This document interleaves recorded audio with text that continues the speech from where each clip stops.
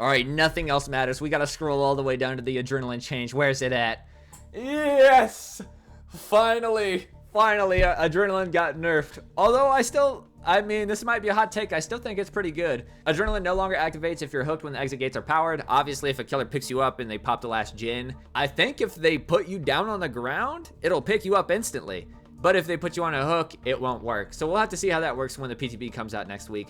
Reduces the speed boost duration to 3 seconds, was 5 seconds. Adrenaline no longer causes you to wake up when facing Freddy. Honestly, the 5-second sprint burst I thought was an insane part of it too, because a 5-second sprint burst can comfortably get you like halfway across the map. And especially if the killer hits you while you're getting that sprint burst, you can go probably all the way across the map. And you can also chain it into a sprint burst, into an adrenaline sprint burst, and that'll get you all the way across the map comfortably. There's been times where I hit a survivor with a hatchet, like they had their sprint burst 99, they start sprint bursting, I hit them with the hatchet, the last gen pops, and then they get a full health state and a 5-second sprint burst, and they literally, I just couldn't see them anymore. They could literally cross the entire map. That's like, what, 12 seconds of sprint burst? And I'm like, dude, I'm a ranged killer, you know what I mean? But I'm 110.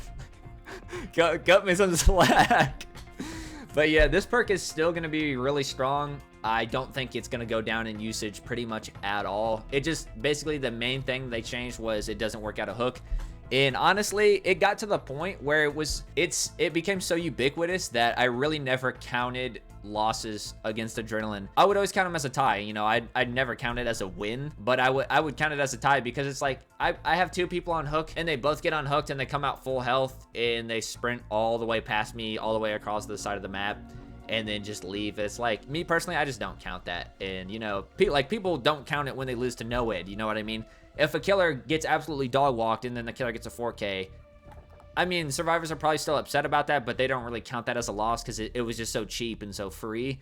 That's how I feel about adrenaline exactly. You know, I'll be in a good situation where I have the whole entire team injured, got like 2 of them on hooks, 1 on the ground, and the last one pops it, and then everybody's fully healed running around. It's like, yeah, I don't really count that. So now I'm going to have to start counting losses to adrenaline, because I think they did a good enough job at changing it. So, and then we got ultimate weapon, and I really don't. It's still really good on the strongest killers in the game. On Blight, this is still going to be really good. On Nurse, this is still going to be really good. On Billy, this is still going to be really good.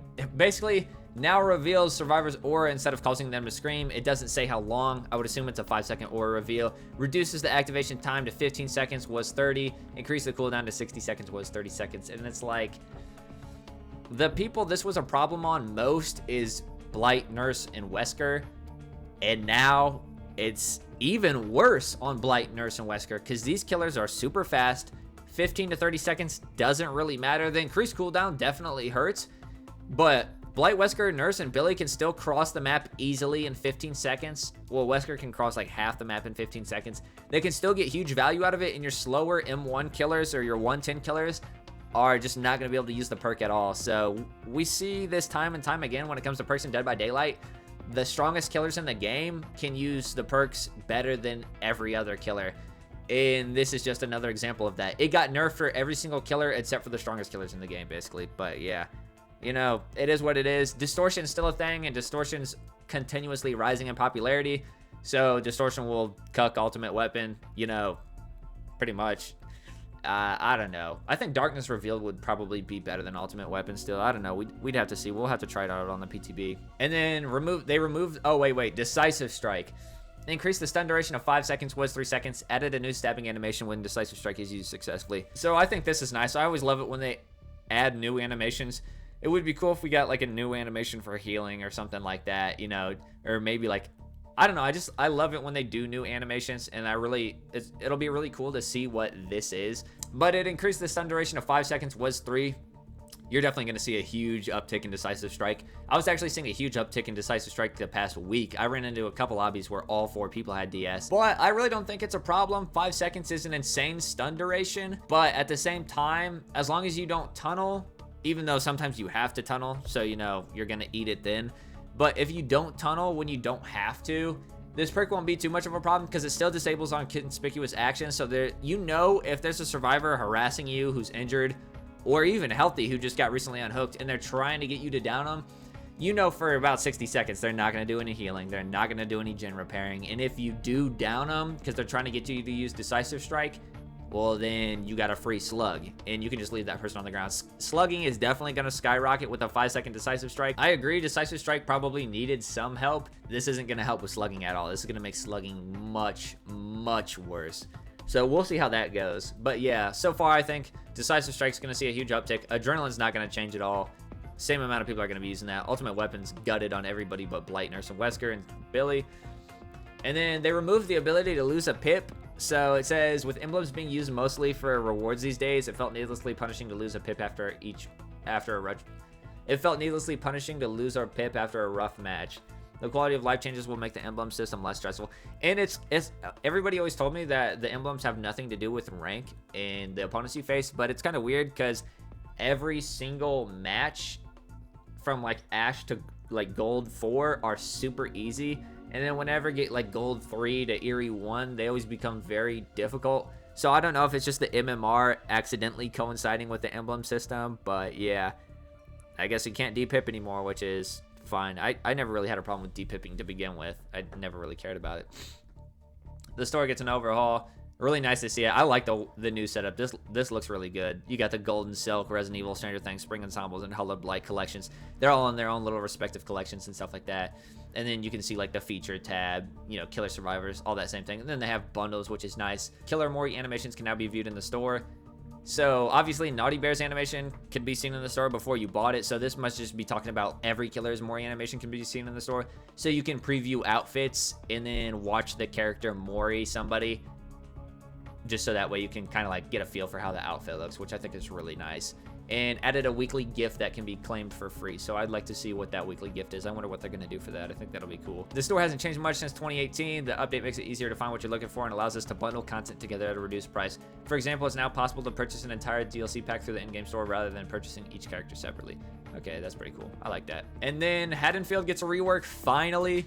Haddonfield is very interesting. It kind of has the duality of being one of the most survivor-sided maps and killer-sided maps on planet Earth. It's so strange because the house tiles have always been blatantly survivor-sided, insanely OP, and there's just nothing you can do as a killer. But then again, when they're on the street, when they're on the edges of the map, when they're in the park area, there's nothing they can do. You know what I mean? It's just a giant-ass dead zone outside the houses. So they changed a lot of that, updated map layout, and reduced the overall size, which is interesting because I thought Haddonfield was one of the smallest maps. Like, maybe just because it's a giant square and you can see each side. If you just like look left and look right, you can see both sides of the map.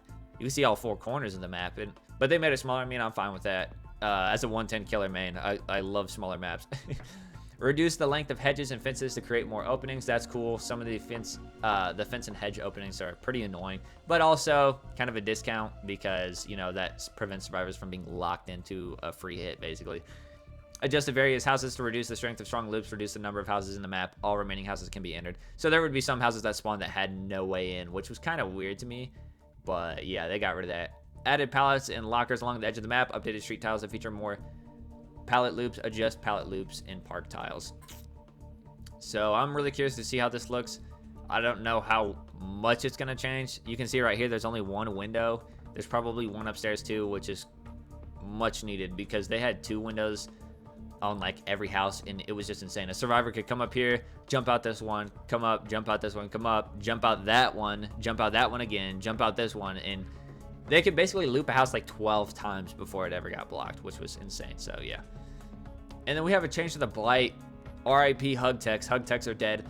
Improved collision detection to reduce cases where the Blight slides off objects. It can be frustrating to slide off an object you were trying to bump into and end your rush prematurely. We've improved the collision detection to make the Blight's rushes more consistent. This also fixed an issue which allowed the Blight to incorrectly slide along obstacles and lunge around tighter corners than intended. So it looks like hug teching is probably dead. And then the last change, the most significant one, the twins get their change. Reduce the time it takes to switch back to Charlotte to 1.5 seconds. Reduce the time it takes to unbind Victor to 0.75 seconds. Reduce the time it takes to charge Victor's pounce to 0.85 seconds. Added the ability to recall Victor at any point while he's unbound. Added the ability to change between Victor and Charlotte near a hook survivor. And now if you leave Charlotte or Victor at a hook, you'll get the anti-face camp still, so that's nice. Updated 7 add-ons. Victor's pounce no longer latches onto healthy survivors. He latches onto survivors you put into the dying state now. Anytime you're blocking a survivor in a locker with Victor or you're latched onto him on a down survivor, Charlotte gains a 10% haste, so she'll be moving at 125, but if she hits a survivor, she'll go back down to 115. Survivors near Victor while he's latched onto a survivor no longer reveal the killer instinct. And yeah, so all some pretty solid changes. The visual terror radius effect, the heartbeat for hearing impaired people, is now, it now works with Victor basically.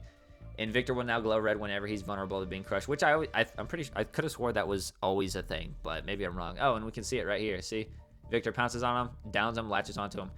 If this stops him from crawling, that would be insane, because flip-flop power struggle can already crush the twins, and if Victor's latched onto a survivor and it stops them from crawling, that would be huge. So I guess we'll see how that works. But yeah, that does it for the mid-patch update. I guess we'll see how it works in the patch that comes up. I think it's next week. I'm not really sure, but I was kind of hoping to see distressing on this too, to be honest, but I think that's later. But yeah, that does it for this one. Let me know what you think of these changes. Do you guys think Adrenaline's gutted? I mean, it's definitely nerfed. I don't think it's gonna really go down that much, to be honest. I think people are overreacting a little bit. Definitely gonna be seeing a lot of decisive strikes though. So yeah, that does it for this one. Thanks for watching. Like, comment, subscribe to that good stuff. I'll see you guys in the next one.